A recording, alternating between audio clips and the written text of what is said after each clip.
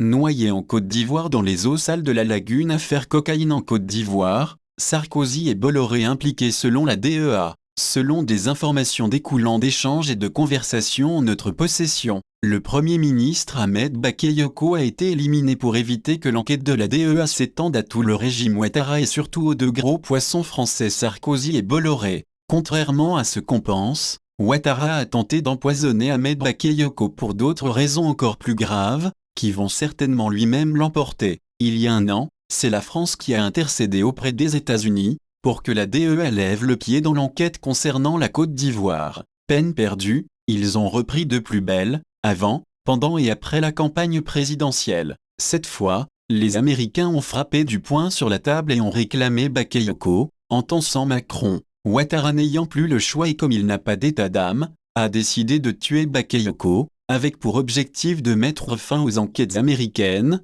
comme l'a fait Ben Ali en 1993. Au large de la Méditerranée, sur les côtes tunisiennes, il a demandé lui-même l'exécution de son petit frère, car la DEA avait remis un rapport à la France, écoute téléphonique, images satellites, prouvant que Ben Ali lui-même était en collaboration avec son frère et les cartels colombiens. Le président tunisien a jugé bon de supprimer son frère pour ne pas perdre le pouvoir à terme, et les enquêtes sur la Tunisie ont été arrêtées. Gbagbo, qui depuis la Belgique a ses réseaux, est persuadé que Ouattara ne finira pas son mandat, raison pour laquelle l'opposition s'est lancée dans la course aux législatives. Cette affaire Bakayoko reviendra comme un boomerang sur le couple Ouattara et ils ne pourront rien y faire. En saisissant la justice américaine, ils n'avaient d'ailleurs plus le choix, Ouattara s'est tiré une balle dans le pied. Le communiqué de la marine française et toutes ces saisies records sont assez troublantes. D'abord, pourquoi la marine française intervient loin de ses côtes, notamment dans le golfe de Guinée,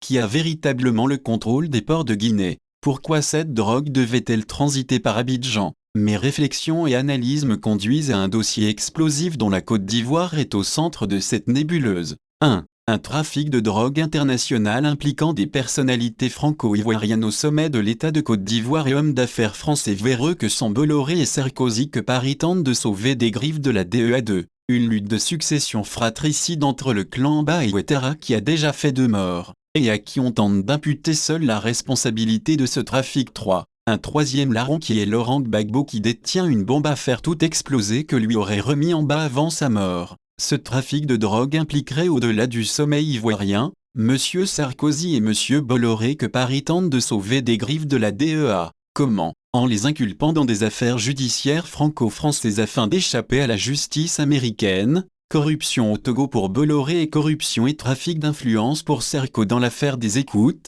Concernant la lutte de succession, Ba était viscéralement opposé au 3e mandat et jouait un double jeu. La désobéissance civile et le CNT c'était Ba, Soro et Bédier. Le CNT a échoué parce que Laurent Gbagbo s'est désolidarisé et en plus a fini convaincu par les services secrets français a vendu Ba lors de son arrestation en rejoignant le camp de la Fiole. Mécontent de cette trahison, le camp de la Fiole et ses sponsors ont décidé d'en finir non seulement en empoisonnant Ba mais également en lui imputant seule la responsabilité du trafic de cocaïne. Ba s'étant rapproché de Laurent Gbagbo par l'intermédiaire de Sidi Diallo va donc lui livrer des audios et des infos tant sur le trafic de cocaïne que sur les crimes et responsabilités du clan Ado pendant la crise post-électorale. Sidi Diallo sera donc éliminé bien avant Ba par empoisonnement également. Laurent Gbagbo futé qu'il a remis les audios et autres infos à la CPI par l'intermédiaire de ses avocats, ce qui le disculpera totalement mais déclenchera des enquêtes de la CPI sur le clan Ado. D'où tous les subterfuges d'Ado pour le maintenir à la haie. Ce qui n'a pas pu être prouvé en première instance ne peut l'être en appel s'il n'y a pas d'éléments nouveaux. Souvenons-nous des propos de Laurent Gbagbo en octobre 2020, « Je marche lentement mais je ne suis pas lent. Les gens ont l'impression que je suis lent mais, je ne suis pas lent. C'est tout simplement que je veux être sûr d'arriver. On ne se moquera jamais de moi. Ou bien j'arriverai ou bien je n'arriverai pas mais les raisons pour lesquelles je n'arriverai pas ne seront pas dues à moi-même. Il faut que ce soit l'autre qui m'abatte. Ce n'est pas moi qui dois l'aider à m'abattre. C'est pour ça que j'ai l'air d'être lent mais je ne suis pas lent. C'est parce que je connais la Côte d'Ivoire que je suis lent. Sinon, nous sommes pressés. Laurent Gbagbo les aura tous. Macron tente de sauver les soldats Sarko et Bolloré des griffes de la DEA. Ado et dans pain de la DEA avec beaucoup de condiments. Wait and see, FDG com.